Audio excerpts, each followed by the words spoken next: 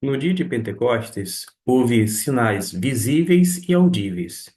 Vamos analisar um deles de acordo com o texto e contexto, mas também considerando o ensino geral das Escrituras para que venhamos entender o que significa ou simboliza o fogo descrito de acordo com o versículo de número 3.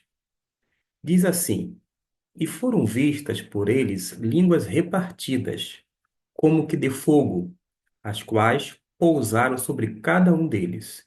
Havia cerca de 120 discípulos, e diz o texto que essas línguas vieram sobre estes.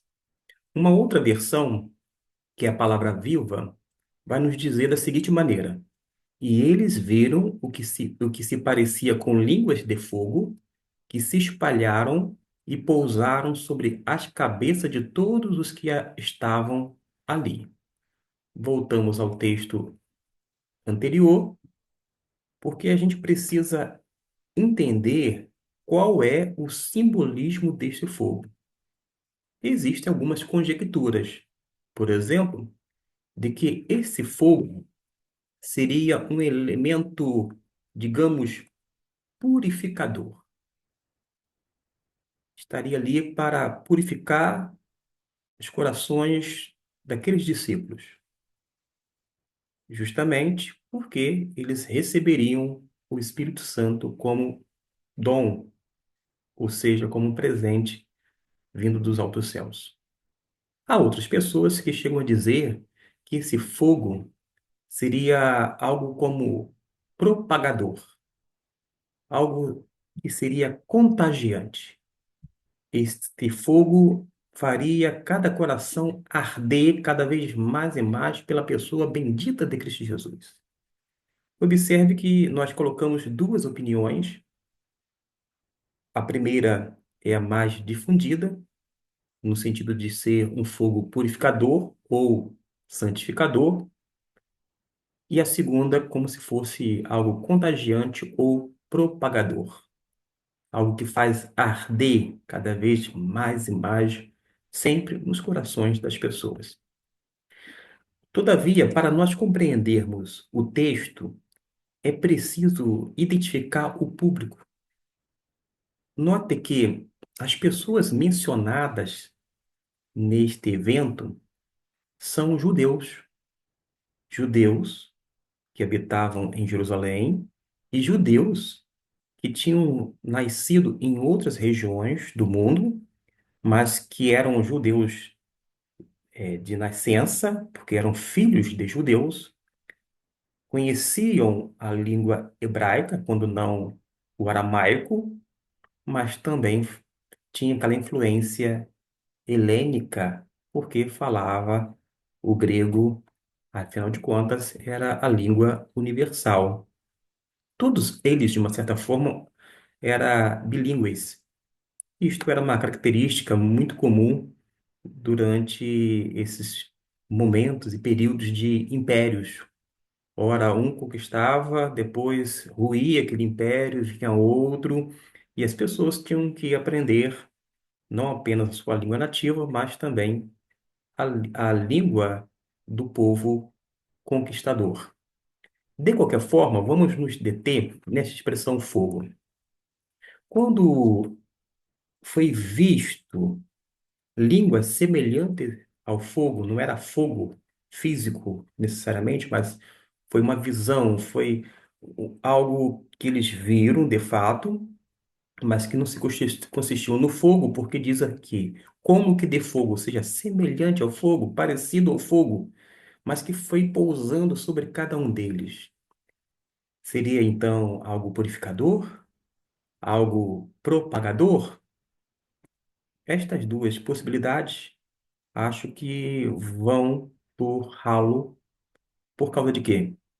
Os judeus sabiam muito bem que, por ocasião da outorga da lei, a Torá, havia alguns elementos sobrenaturais, fenômenos visíveis. Tanto é que quando nós vamos para Êxodo, no capítulo de número 13, No versículo 21, olha o que nos diz o Senhor. E o Senhor, uma referência a Deus, ia diante deles, de dia numa coluna de nuvem para os guiar pelo caminho, e de noite numa coluna de fogo para os iluminar, para que caminhassem de dia e de noite. E prossegue o versículo 22. Nunca tirou de diante do povo a coluna de nuvem de dia, nem a coluna de fogo de noite. Tanto a coluna de nuvem quanto de fogo tinha uma representação, um símbolo. E qual era?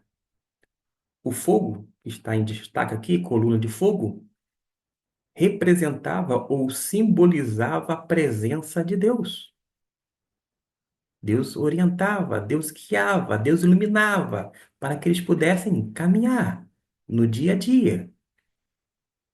Ora, quando a gente volta para o texto de Atos, capítulo 2, a gente vai observar que os judeus que conheciam muito bem a história do seu próprio povo, ele sabia perfeitamente que na outorga da lei houve, vou dizer assim, esse fogo simbolizando a presença de Deus. Provavelmente, eles associaram o fogo aqui descrito na outorga do Espírito Santo, quando, no cumprimento da profecia de Joel, capítulo 2, foi derramado o Espírito. E isto é algo grandioso. Por causa de quê? Deus, o tempo inteiro no Antigo Testamento, habitava no meio do povo, porque Deus morava, a princípio, no tabernáculo, ora, no templo já construído. A casa de Deus era o templo, aquela habitação, e Deus estava no meio do povo. E todas as vezes que nós vemos na Bíblia vindo o Espírito Santo sobre Sansão e Davi, etc e tal, a gente vai entender que são exceções. Pessoas que, em funções específicas, receberam essa influência, esse poder do Espírito para determinadas tarefas. Sacerdotes, reis, profetas, juízes, etc e tal. Agora, no Novo Testamento, a promessa é que o Espírito Santo não viria sobre alguns poucos, mas sobre todos. E nesse evento notório, nós temos esta informação.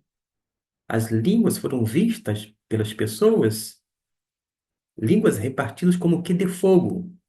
Esse fogo, certamente, está ali simbolizando a presença de Deus, não necessariamente a purificação ou até mesmo o efeito propagador, porque, por ocasião da outorga da lei, há a presença de Deus através do fogo. E o mesmo elemento nós vamos verificar quando Deus derrama o seu espírito. Logo, é perfeitamente plausível, considerando o ensino geral das Escrituras, porque fogo representava ou simbolizava também a presença de Deus, do que colocar outros significados, geralmente a partir das nossas ideias, dos nossos insights, que por mais mirabolantes e bons que sejam, necessariamente não refletem aquilo que a Bíblia está ensinando. Desta maneira, a gente faz coro com estudiosos sérios, competentes, tementes a Deus, que compreendem, à luz da Bíblia, que o fogo, como um fenômeno visível, algo miraculoso da parte de Deus, representava a presença de Deus.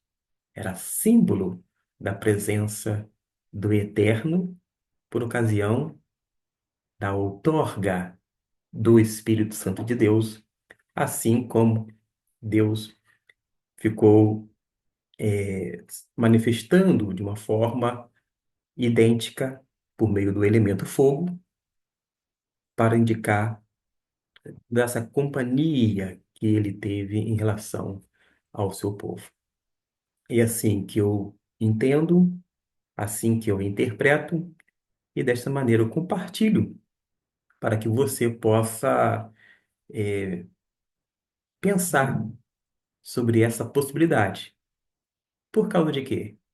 A gente ouve tanto falar que é fogo purificador, purificador, purificador, e pode ser que não seja plausível e esteja dentro da razoabilidade, por mais que seja propalado desta maneira.